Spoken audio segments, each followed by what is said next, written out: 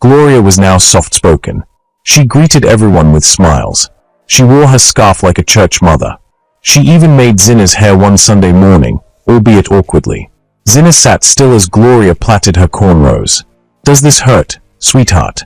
Gloria asked with syrupy gentleness. "No, Ma," Zinna replied. Mr. Richard smiled as he passed them in the living room. "I'm proud of you both," he said. "Maybe we're really healing." But the child knew better. There was a tremble in Gloria's fingers, a twitch in her smile. The kindness felt, intentional, performed.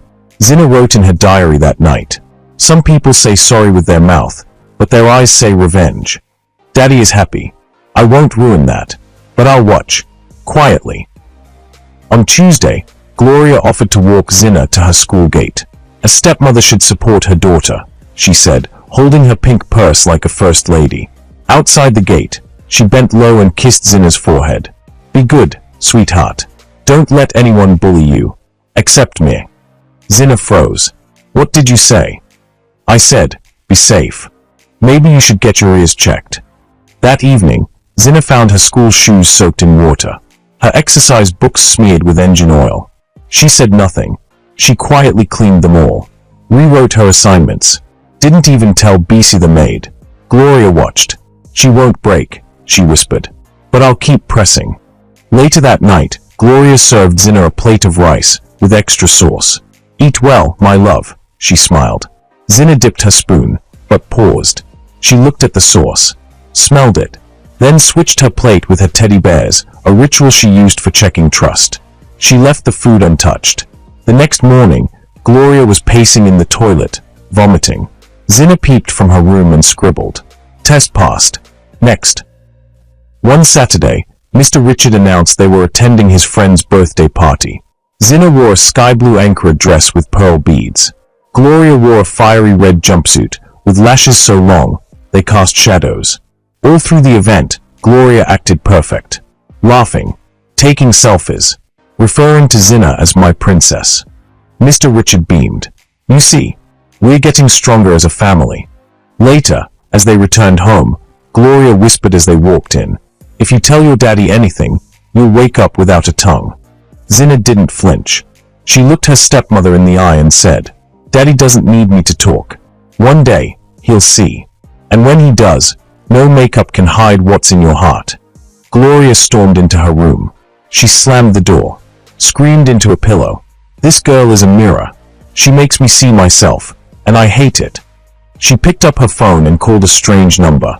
"Mama Obara. I need something strong. That girl must leave this house by fire." When she got back from Mama Obara's shrine, life in the house changed, or at least, it seemed that way. Gloria transformed into a textbook example of a doting stepmother. Her words became softer, her steps lighter, her lashes less intimidating. She no longer barked orders. She even helped Zinna with her hair before school again. "Does this one hurt, sweetheart?" she asked as she weaved Zinna's hair gently. "No, Ma." "Good. You look just like a doll today." Mr. Richard noticed and was full of praise. "You're changing, Gloria. Thank you for trying." She smiled warmly and gave Zinna a peck on the forehead. But the moment Mr. Richard stepped out, Gloria's hands stiffened. Her voice grew colder. "That smile you wear when he's home? Save it. I don't need it." Zinna didn't reply. She didn't argue. She didn't even frown. She simply stood and walked to her room. But Gloria didn't know that silence was her biggest mistake. Zinna knew everything. She knew the new perfume Gloria wore wasn't for peace, it was for distraction. She noticed how Gloria would rearrange her textbooks when she wasn't looking, tear small corners of her assignments, or salt her lunch till her tongue felt sore. One afternoon, Gloria switched Zinna's toothpaste with glue. Zinna noticed before brushing. She poured the glue back into the container and refilled it with baking soda and lemon. Then she wiped the brush clean. That night, Gloria brushed her teeth and screamed into the sink. "Ah, my mouth. What kind of chemical is this?" Zinna stood behind the kitchen door, watching. Not smiling, not laughing, just watching. In her diary, she wrote, "She doesn't know I see her. She thinks silence means weakness. But some children fight wars with wisdom." Zinna's 9th birthday was approaching. Mr. Richard planned to throw her a small surprise brunch with a few school friends. He told Gloria to handle decorations and breakfast. Let her feel celebrated this year. She deserves it. Gloria went all out. She hired a decorator to turn the living room into a garden of pink and white balloons.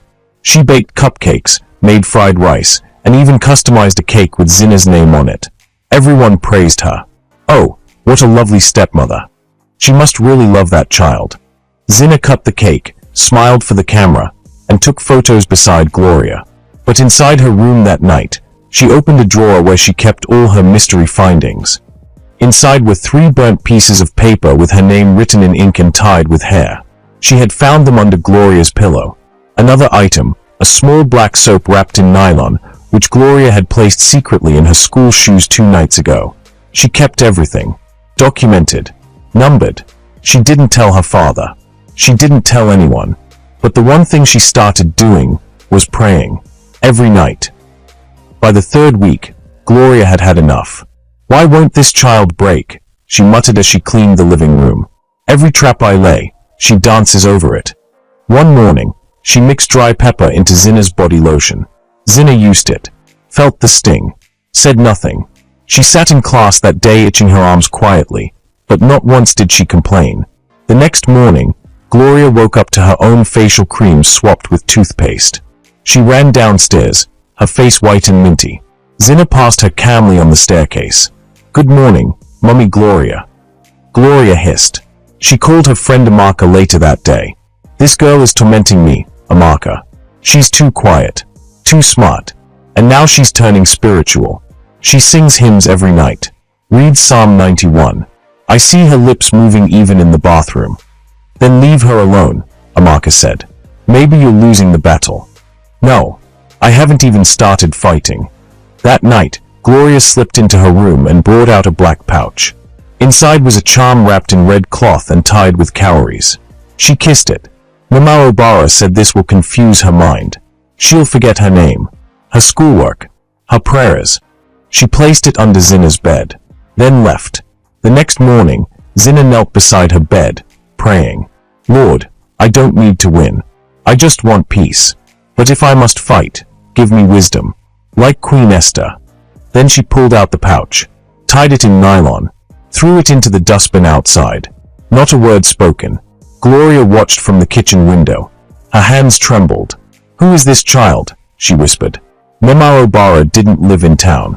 Her shrine was hidden far inside Akabu village, behind thick bamboo trees and a rusting metal gate covered in dried blood stains. Gloria had snuck out at dawn. I want her gone, she told the wrinkled woman. But I also want my husband to adore me and despise that little snake. Mama Obara cackled. Then you need the eye of fire root. It will turn his love like smoke, from the child to you. And the girl, she'll fade. One way or another. She gave Gloria a small clay pot with black liquid, a charm wrapped in palm leaves, and a tiny bottle of oil marked Forget-Me-Her. Rub this on your husband's forehead while he sleeps. Pour the oil on the girl's slippers. Mix the clay into your husband's soup. But don't let the child pray at midnight. If she does, the charm will break. Gloria returned home that afternoon, eyes burning with dark hope. That night, while Richard slept, she rubbed the charm oil on his forehead. She slipped the tiny bottle into his soup the next day. She even rubbed a little behind his ears. The next morning, he didn't hug Zinna. He didn't call her princess. He left for work without even waving goodbye. Gloria smiled at the mirror. It's working. But what she didn't know was that Zinna had seen everything. She saw her stepmother sneaking into the kitchen, saw her whispering into a pot, saw her rubbing something onto her father's head. She didn't scream. She didn't cry. That night, at exactly midnight, Zinna knelt by her bed. Lord, I don't know what she used. But break it. If her love came from clay and oil, return my father's eyes. Amen. The next morning, Mr. Richard came downstairs, paused, then called. Zinna, where's my princess? Zinna came out slowly. He bent down, lifted her into a hug. I missed you yesterday. I'm so sorry I left for work in a hurry. Hope you're good today, my princess. Gloria, who had just stepped into the living room holding Pap and Akara, froze. Good morning, honey, she tried. Morning, he said coldly. He didn't look at her twice. She nearly dropped the tray. Frustrated and desperate, Gloria planned her next move. She swapped Zinna's perfume bottle with a liquid that would stain and burn. When she sprays it at school, everyone will mock her. Her skin will break out. Her pride will shrink. But Zinna, always cautious, had stopped using that bottle after noticing the scent was off. She placed it in her school bag anyway. That afternoon, during school rehearsal for Cultural Day, one of the popular girls, Temi, saw the bottle. "Can I try your perfume?" she asked. Zinna smiled. "Sure." Temi sprayed it on her sleeve. In less than 2 minutes, a huge brown stain appeared. The cloth started to tear. Everyone screamed. "What's in that bottle?" Zinna pretended to be shocked. "I think something's wrong. That wasn't the scent I had yesterday." The teachers investigated. The bottle was taken to the principal. By evening, Richard received a call.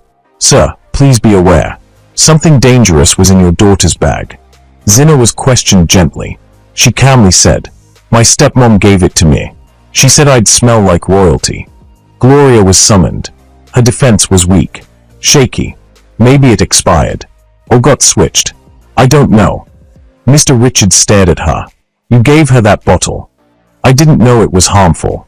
"Then why did you remove the label?" Gloria stammered. Everyone was watching. She walked out of the principal's office, head bowed, humiliated. That night, Gloria locked herself in the bathroom and wept. What kind of child is this? Who fights battles I can't see? Who sees through every trick? She smashed her phone on the tiles. Even Mama Obara said this would work. But Zinna was in her room, writing again. "She doesn't know that the more she fights me, the clearer my voice becomes. And Daddy's eyes are open now." The next morning, Gloria made porridge. She laced it with a sleeping root. "You'll eat this and sleep for hours. No more praying at midnight." Zinna didn't touch the food. Instead, she gave it to dog. Sheej jumped the wall and licked it all. 5 minutes later, the dog was snoring like thunder. Gloria came into Zinna's room. "You didn't eat." "I'm fasting today." At 9 years old. "Spiritual battles don't check age, Ma." Gloria gasped, then smiled weakly. "You're dangerous." "So are you. But I fight differently." One humid Friday afternoon, Gloria boiled water for semovita. But her plan wasn't to cook. It was to harm. She waited until Zinna walked past the kitchen. "Zinna," she called sweetly. "Come stir this for me, please." Zinna paused. "It's boiling," she replied. "Yes, but I trust you. You're strong. Just hold the spatula while I get more water." Zinna stepped closer. She watched Gloria's hands carefully, then smiled. "Okay, Ma." Just as Gloria handed her the long wooden stick, Zinna accidentally, or so it seemed, let the entire bucket of cold water she was carrying spill all over Gloria's cloth. What's wrong with you?" "Oh my God. I'm so sorry, Ma. I didn't know it was loose. I wanted to help." Mr. Richard entered from the hallway. "What happened?" Gloria stood soaked, her makeup running like a painting left in the rain. "Nothing. Just water. I slipped." Zinna stood innocently beside her. She was making semovita, your favorite. Mr. Richard helped Gloria to her room. As she peeled off the wet dress, she saw her skin had developed rashes. Unknown to her, the towel she used was soaked earlier in a herbal mixture Zinna got from the garden. "If you burn me with fire," Zinna had whispered in her room, "you won't heal with ice." That night, Gloria placed a mirror charm, a small round glass tied with black thread, under Zinna's pillow. "This will confuse her identity," Mama Obara had said. "She won't remember herself, her name, or even her father. She will look into mirrors and see a stranger." But Zinna didn't sleep on her pillow that night. She had changed her pillowcase in the evening and unknowingly left the charm exposed. The next morning, Gloria forgot and used the pillow while stretching on the girl's bed. Later that day, while doing her makeup in front of her mirror, she saw something strange. Instead of her own face, she saw herself, bald, aged, and wrinkled. She screamed, "What is this?" She ran to the corridor mirror. Same thing. She checked the fridge door. Still the same. She started smashing mirrors. Mr. Richard came running. "What's wrong with you? There's something in this house. I swear I saw." "Enough, Gloria." Zina stood by the door. Ma, maybe it's stress. You said stress causes hallucinations. Gloria turned to Zina. What did you put in my life? Zina replied calmly. Maybe what you're seeing is already there. The mirrors just got honest. The following Sunday, Mr. Richard's old university friend visited with his wife and twin boys. They were influential, and Gloria wanted to impress. She wore a fitted Ankara gown with a slit that grazed her thigh. Her wig was bone straight, her makeup flawless. Zina, she said, take the twins outside to play. Yes, Ma. She smiled sweetly. Too sweet. Food was served. Laughter echoed. But just as Gloria leaned forward to pass the pepper soup, her lip split open. Bleeding. She rushed to the bathroom. Ah, my lip. What happened? The lipstick she used had been swapped. She had taken it from the left drawer, the one she always kept for outings. But what she didn't know was that Zina had earlier placed lemon peel extract and dry pepper dust into that particular tube, only that morning. Gloria's eyes watered as she washed and spat blood. How? How does she always know? She slammed the sink. Screamed. Zina stood outside the bathroom door. Maybe try silence, Ma. It might heal your wounds faster. Mr. Richard drove the guests home. Gloria stayed locked inside all night. Zina. She sang hymns to herself as she drew pictures of lions and thrones. In her diary, she wrote, some fights are won by power, others by patience, but the longest victories come from being impossible to break. Gloria was running out of options. The charm failed. The potions failed. The manipulations failed. And Zina, that child was glowing. She was getting awards at school, speaking in front of guests, laughing louder with her father. Mr. Richard now kissed her goodbye every morning. Sometimes, he didn't even acknowledge Gloria. That girl is eating my destiny. Gloria screamed in the middle of the night, pacing the living room. She picked her small handbag, wore dark sunglasses, and drove out before sunrise. She arrived at Mama Obara's shrine, desperate, shaking. It's not working, Mama. I want her gone. For good. No more games. I want to finish her. Mama Obara blinked slowly. You've already lost, Gloria. No. You said I'd win. You're fighting someone who doesn't talk. Someone who prays. Someone who doesn't fear. That girl has ancestors guarding her. Then give me something stronger. Gloria screamed. Mama Obara finally handed her a small bottle with a red ribbon. This is bloodroot. If you drop this in the child's water or food, it will not kill her, but she will leave this house. Disappear. Fade like mist. That's all I want. But be warned. If she finds it, or touches it with prayer, it will return to sender. Gloria nodded. I'll make sure she never sees it. That evening, Gloria made fresh orange juice. She poured the bloodroot into one glass.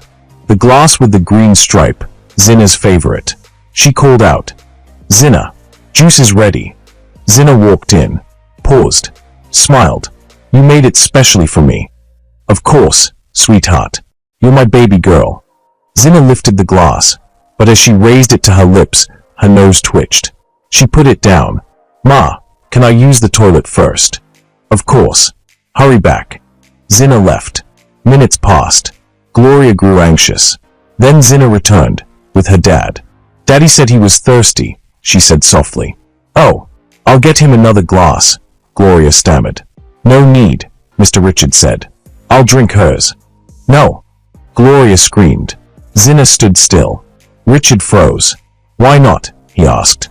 It's not cold enough. But you just poured it. It's sweating with ice. Gloria's hands shook. Richard, please. Zina stepped forward and placed her hand over the glass. Lord, reveal what is hidden. The juice turned dark red. Richard jumped back. What is that? Zina looked into her stepmother's eyes. You wanted me gone, Ma. But I'm still here. Mr. Richard stared at Gloria. You tried to poison my daughter. It wasn't poison. Gloria cried. It wouldn't kill her. Just make her leave. Get out of my house. The compound was quiet. Neighbors in the estate gathered. Bisi the maid stood by the gate, refusing to help Gloria pack. Zina watched from the balcony, arms folded. Mr. Richard threw the red box, the same red box Gloria had brought into the house with pride, onto the pavement. You came here to build a family. Instead, you built a fire and tried to burn my child. Gloria wept. I just wanted love.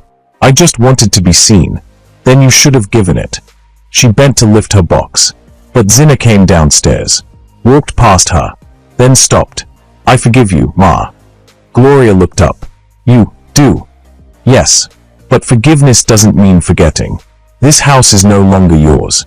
Even if you come back, I will never unsee who you are. She walked back up. The gate closed behind Gloria. The house echoed with silence, peaceful, cleansing silence. Morals of the story. Evil doesn't always wear horns. Sometimes, it wears lipstick and smiles. Prayer isn't weakness, it's a weapon. The quietest child might carry the loudest power. If you are trusted with someone else's child, become their peace, not their punishment.